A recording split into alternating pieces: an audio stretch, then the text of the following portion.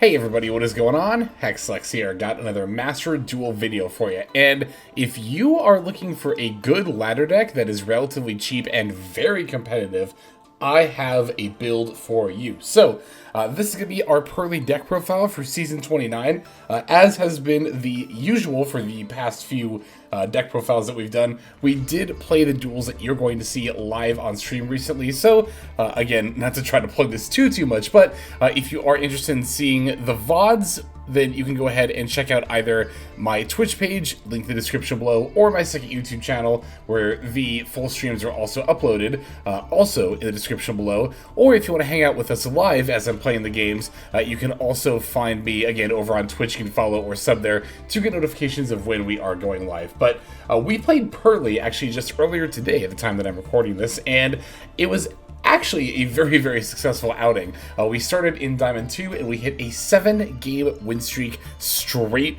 into Master Rank. I definitely was not expecting that. Purrely is not a deck that I would say I am like the most experienced in. However, and one of the reasons why I think this deck is honestly, if you have a decent grasp of playing Yu-Gi-Oh! And you're looking to get into the game more competitively, why I think this deck can be a good fit. While it has a lot of nuance to how it plays, it's also like, here's the thing, I'm going to say it's fairly intuitive. Now, from an interface standpoint with Master Duel, you do have to be very careful of paying attention to what each window is asking you, right? If you want to summon a monster off of the Quick Play spell, for example, do you want to chain one of the Exceeds monster's effects? So on and so forth. Do you want to do the Yeep, waiting to the standby phase to do that? There's a lot of like really crucial paying attention to the timings of when you're activating things. But from an overall gameplay standpoint, the game plan is fairly simple.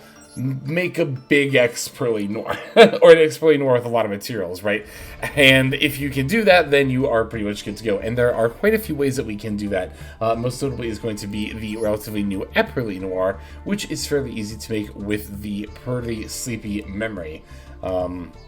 This card being at 3 is very good, because it means off the Purrely, we can get My Friend, and then My Friend can just grab 3 of these, or more often, a lot of the time you'll do 2 of these and then a Delicious, or maybe just another spell that fits your situation. Turn 1, a lot of times it's going to be like 2 Sleepies and a Delicious, but then from there you can either, if you get the Sleepy, just go for the Purrely Noir, and then get the Yeep and go to X Purrely on your opponent's turn, or if you happen to hit the Delicious, then you can go for Plump and then use that to just make an X Purrely Noir by having a Plump with 5 or more materials. So we're going to show some games where we're actually able to do some pretty cool lines, like drawing 6 cards during our opponent's standby phase, which is a lot easier to do in this deck than you might think. It might seem like it might take like a convoluted line to get all 3 of the Sleepy Memories on the Purrely, but it's actually super easy. In fact, if you open Purrely Sleepy Memory and the Field Spell, which we are playing 3 copies of, that's all you need. If you are uninterrupted, then you will end on an Purrely Noir with 3 Sleepies as materials and a set per leap. That'll let you draw 3 cards off the Purrely Noir effects during your opponent's standby phase. Then again, during your opponent's standby phase, you activate the Yeep, go into the X Purrely Noir, which, because this is a quote-unquote soft once per turn effect, meaning once per copy per card, not actually just once of this one copy of this effect per turn, then that, as a result, you can draw 3 more for a total of 6. And as far as the rest of the extra deck, it's actually fairly standard. The only Link monsters we're playing are Anima and Azalea. We did actually almost play a different Link too. Let's see, Protector of the Agent's Moon. So some people like playing this card because you contribute itself in order to destroy a card in the field, whereas Azalea destroys a card in the field, then if you have 3 less spells, it's sent to the graveyard. The reason you would want to do the Moon is that this can actually get rid of skill drain, which admittedly is pretty good. However, and again, I did initially put the Moon in the deck, but after thinking about it a little bit more, I was like, the Moon is better against exactly skill drain, which is a one-of that doesn't really show up that often. Like, I can't even tell you the last time on a ranked ladder I had a skill drain flipped against me. Literally couldn't tell you. And I think the Azalea can come up more often. It's very easy to have more than 3 spells, so she won't even go to the graveyard, and then you can also banish spells to destroy opponent's monsters by battling into them. Potentially, that's like something that can come up, right? So, Xyz's lineup, though, is fairly standard. We are playing an Ensemble Robin, but if this is a UR you don't have, it is fairly optional too. So, let's see here. Excuse me. Oh, yes, one other thing about the deck. So before I took the initial build to ladder, the first draft actually had 3 infinite permanents, but then I took one out for a second Nibiru. The reason being that with the Sleepy Memories effects, we are going to be drawing a lot of cards during the standby phase, and Imperm isn't really so great when drawn because you'll have cards in the field, and, you know, as a result, you will not be able to use it if you draw it during your opponent's turn. Whereas the Nibiru is a little bit more actionable and really is more of a last resort kind of thing, because you would rather the Purrely Noir get removed by your opponent's card effects, especially while you have the field and continuous spell up. That way you'll get all of your resources back. Once that's happened, then you're free to just Nibiru. But we definitely don't mind playing multiple Nibirus, because even if we open one, right, going first or something, which is a little more likely because we're playing 2, we can still just send it off the quick play spells here. So, let me see, is there anything else about the build? Nope, I think we are just going to go ahead and move on to the games. Again, this was from the latest stream where we went 7-0 playing this deck, going straight from Diamond 2 into Master 5. So let's break the list down card by card, and then we'll see a few of those duels. We're on 3 Effect Veiler, 2 Purrely, 3 Purrely, 3 Maxi, 3 Ash Blossom, and a Joyous Spring, 2 Nibiru, the Primal Being, 2 Triple Tactics Talent, 3 Straight Purrely Street, 3 My Friend Purrely, 2 Called by the Grave, 1 Crossout Designator, 3 Purrely Happy Memory, 3 Purrely Pretty Memory, 1 Purrely Delicious Memory, 3 Purrely Sleepy Memory, 2 Infinite Permanents, and then 1 Purrleap. And that is going to do it for the main deck. For the extract, we're on 1 Sylvan Princess Sprite, 1 Layla's Symboled Nightingale, 1 Ensemble Robin, 2 Purrely Happiness, 2 Purrely Beauty, 1 Purrely Plump, 1 Purrely Noir, 1 Downward Magician, 2 Purrely Noir, 1 Divine Arsenal Awe, Zeus, Sky Thunder, 1 Relinquished Anima, and then 1 Sky Striker Ace, Azalea. There is our list. Let's see those duels. Alright, so I promised you a game in which we would draw 6 off of the Sleepy Memories, and this first duel against Snake Eye is going to be a game where we do exactly that. We are going to be taking the first turn, and as you can see, we've opened with a lot of gas. This is a very, very good opening hand. Purrely, My Friend Purrely, Pretty Memory Sleepy, and Ash Blossom. I'm going to lead with the Purrely.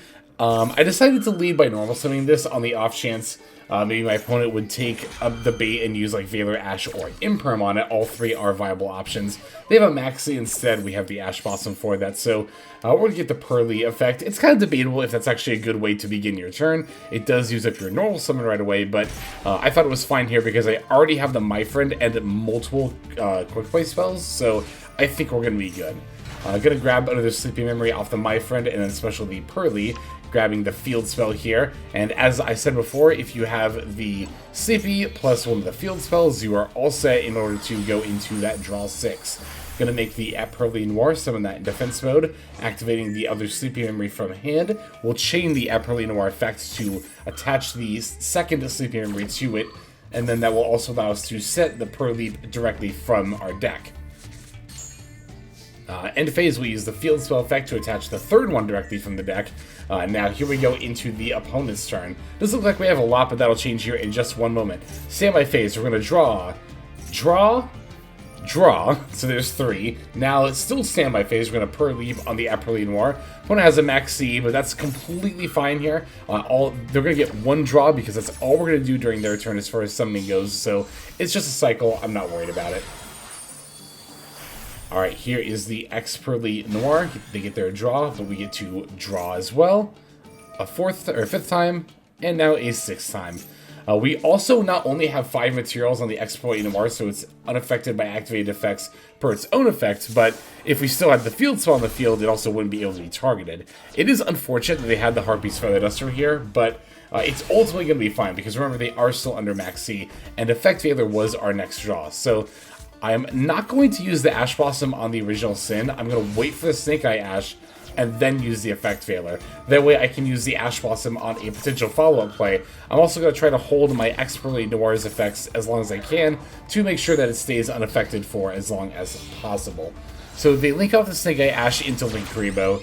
This is fairly expected. It does give me another draw off the Maxi as well, but they actually have the Snake Eye Oak in hand, and they haven't normaled yet, so that's a little bit of an issue. However, you'll notice I'm not using the... Oh, no, they're Link Summoning. Sorry, I was going to say I'm not using the Ash Blossom. Here they're going to Link Summon the Hita, and I will start to use my Purrely Noir to put the Hita back.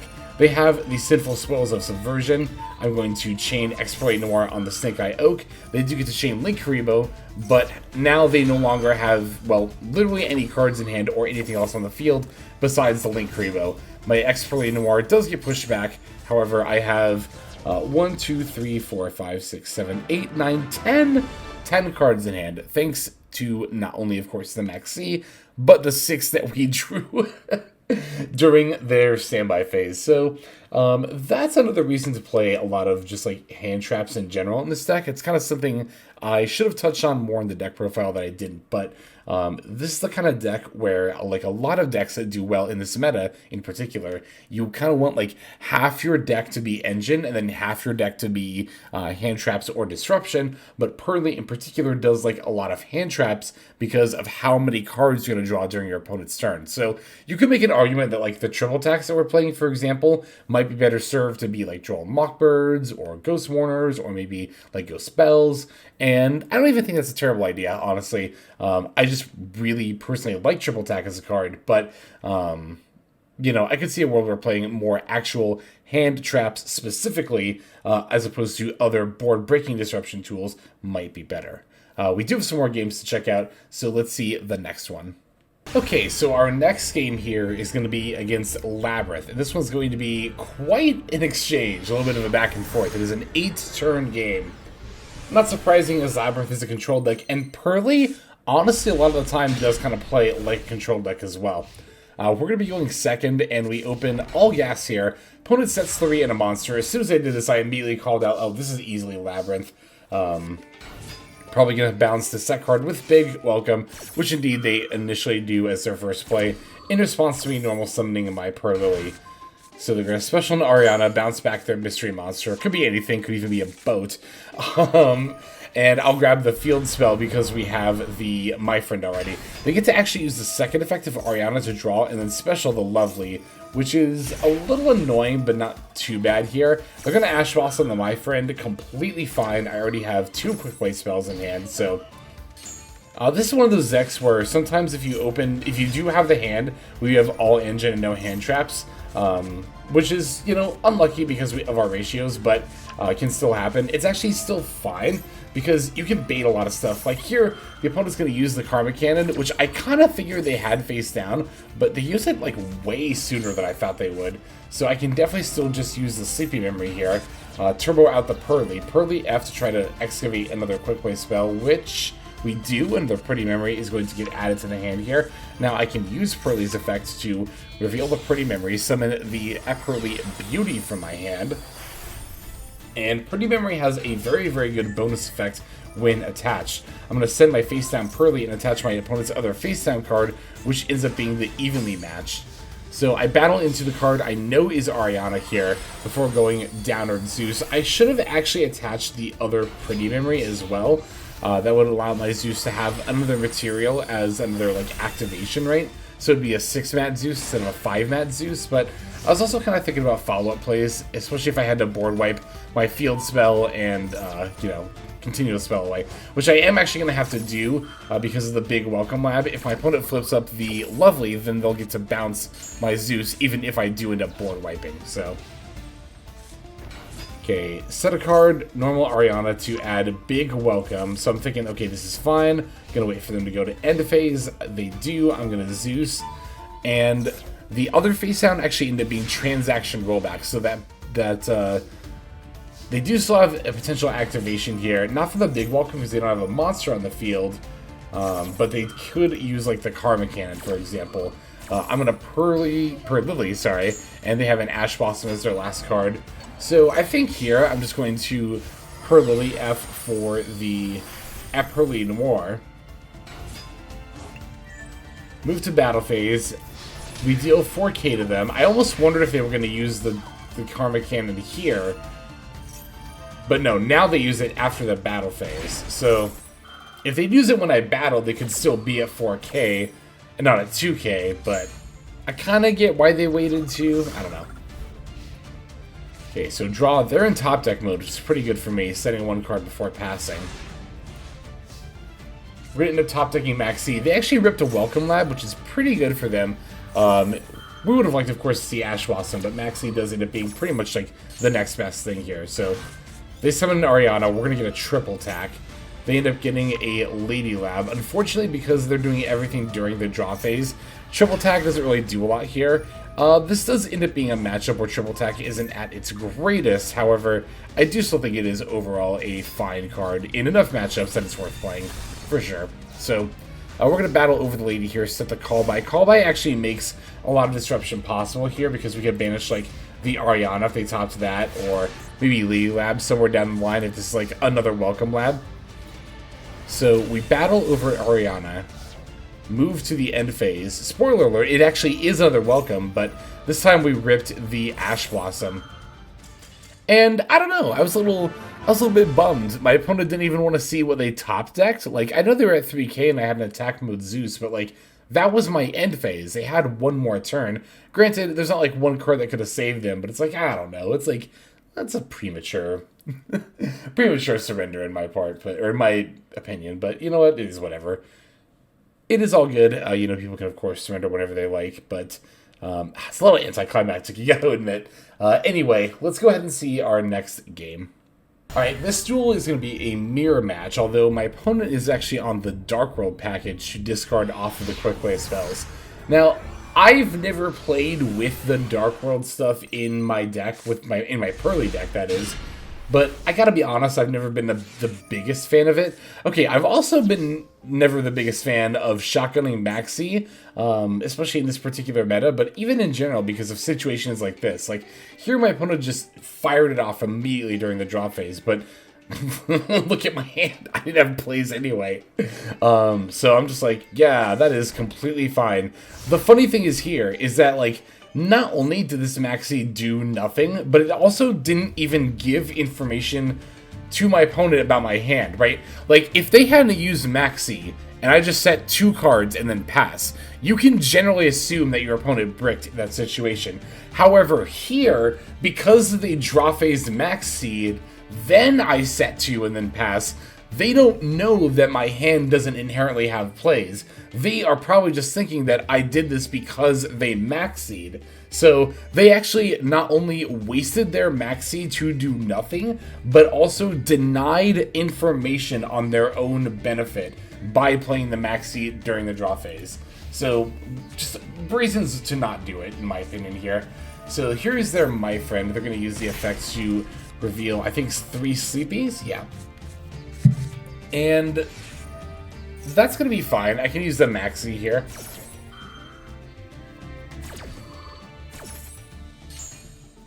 Okay, summon a Purrely. I draw My Friend, which is a very, very good top deck for me. Gonna use one of my 2 Veilers, save my Imperm, because of course the Veilers are only usable on the opponent's turn. They set 1 and just pass, so that's obviously very good. They don't have like any quick play spells. We kind of, I don't know, we could kind of guess that. Maybe from the fact that they're so eager to draw off these Maxis, because they keep using it during the draw phase, which I'm like, I don't know. The other thing too is that when you save Maxi for an effect that actually special summons, it's about more than just guaranteeing the draw. You also, like, you get your opponent to commit a resource before they know they're under the Maxi, and especially during a turn where the opponent can battle, they might feel particularly pressured to do so. Here, I don't feel that way. I'm just going to make a beauty, try to eat their My Friend. They do end up having the Veiler to stop me from doing that, which is a bit unfortunate, but you know, if they had, like, used it in response to me trying to, like, special summon off a quick play spell, that would have, you know, thrown me off guard a lot more. But when you just Veiler during, or I mean, not Veiler, Maxi during the draw phase, you just tell your opponent straight up how that turn's going to have to play out. So here, they actually are going to imperm, and it's right across my Purrely, which is a bit of a problem. I was planning on going into X-Purrely Noir potentially, but I still have the Veiler in hand, so I'm just going to use that against the Purrely here. And now they only have one card left, so even if it's another quick play spell, there's not really anything they can, like, discard, you know? And of course they can't use Purrely's effect in order to summon an Xyz monster. Here we're going to use My Friend, reveal the Delicious, and then 2 Sleepies. We actually get the... Oh, sorry, I thought we were going to get the Delicious here. It's probably a different game I'm thinking of. I'm going to use the Face Down Happy for Purrely. Grab the field spell Purrely F on the Happy Memory to summon out my Purrely Happiness. Moving to battle phase here, we're going to use the Purrely Noir to battle over, and then Purrely Beauty to battle over the Purrely. Purrely Happiness to battle directly. Saying Purrely so many times makes it feel like it isn't a real word anymore. Well, it's not a real word. Oh, I'm losing my mind. Yeah, I don't know. Like, I can't help but wonder if the last card of my opponent's hand, now that I know they're on Dark Worlds, is like Brow. See, that's the thing about the Dark Worlds, right? Like, yeah, you get to cycle when you discard them off the quick play spells, but Purrely is one of those decks where although you do have the capacity to OTK, you don't a lot of the times. Like, there's a lot of the times where you kind of play the control game a little bit here, and honestly, also, I did misplay a little bit here. I should have turned the Happiness into a Zeus and kept the Beauty up to have a negate on top of the Zeus going into their turn. But as you can see, it's not really going to matter that much. But, yeah, in a deck where you're going to go a decent amount of time into grind games, like the last 2 games we've seen, and there's a lot of times you're going to rely on your top deck, I don't think you can afford to be, you know, sitting on like a Brow and top decking like a Snow. I don't know if that's what happened with my opponent. Obviously, I can't see their hand, but, you know, they didn't get to do a whole lot this game, and I kind of can't help but wonder if that's the reason. Anyway, I think we did 3, right? So yeah, we have one more game to see. Let's take a look at this last one. Okay, final duel for this video. It's going to be against Rescue Ace. Another one of the top decks of the format, although honestly, the track record from today has definitely solidified for me Purrely's position on my tier list as a very, very solid tier 2 deck. I think that the boost from the Purrely Noir was exactly what the deck needed. So, gonna lead with the Purrely here, grabbing a Sleepy Memory, such a good kitty. We have another hand where we just have a million quick play spells. Love to see it. Gonna summon the Purrely, grab the My Friend. And I think, well, I was Ash Blossom here, but the plan here was just to reveal 3 of the field spell, honestly, and just grab that. Like, we already have the Sleepy Memory. Do we have one in the yard? Oh, no, we don't. That's the thing. So maybe we do grab 2 Sleepy and a Delicious here. I think we would have to do it that way, but yeah, without another quick play spell, I actually can't use the Purrely Noir effect to set the Purrely, which is a little bit awkward, but I will still be able to draw, if nothing else, during the standby phase. Just the 1 card, but okay, they're going to Emergency. I have Ash Blossom. Oh, is this the game where they just concede after I do this? I think it is. No. Sorry. Okay. They're going to prevent your Banish Emergency, summon in defense mode, set 2, and then pass back over to me. Alright, so I'm looking to just... Well, I was going to just Zeus, honestly. But we're going to My Friend and start by just getting, like I said, 3 of the... Oh, now they concede. That's right. I knew it was like a kind of premature concede. I was trying to remember when. So, what was the game plan there? We reveal 3 of the field spell. We already have Beauty and Noir, and we top deck Delicious. With Beauty, we could change the battle position of the Preventer. So we could activate... Oh, but the thing is... No, we could just summon a Purrely, though. Like, we could...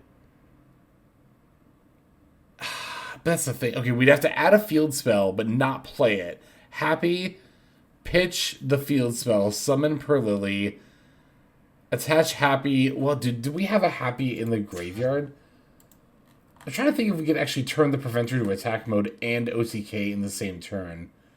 I think it would have been dicey. I think we did have a Happy in the graveyard. I don't know. Anyway, even if we didn't do that, I mean, we could easily do any number of things. Zeus, Exploit Noir. Honestly, in this situation, we could probably make an Exploit Noir and a Zeus. That is something that you can set up a lot of the time, but I digress. That's going to go ahead and do it for this deck profile. Thank you, as always, for watching these games. Let's now move to our outro. Hey everybody, thank you so much for watching all the way to the end of the video. That means a lot to me. It's also a great way to support the channel, so thank you very much in that way as well. If you're interested in supporting the channel in other ways, like the very special patrons that I am thanking here, you can do so by checking out some of the links in the description. One of those goes to the Patreon, where you can join these fine folk and support the channel that way. I do post daily content over on Patreon, so you do get something for supporting there. And if you're interested, I also have a coaching tier option as well. Details again will be on Patreon in the link below. Also in the description linked below is my Twitch page where I stream a few times a week. You can go ahead and check that out, follow or subscribe over there if you ever want to catch me live. You'll also find my second YouTube channel if you feel like subscribing over there to watch some of the Twitch VODs as well as some additional non-Yu-Gi-Oh related content that I make over there. Again, any of those links you want to check out is all a great way of supporting. But again, even if you don't do that, just watching was also a fantastic way to support. And once again, I have to thank you so very much. But in any case, this is Hexlex. I'm going to be signing out, and I'm hoping you have a fantastic day.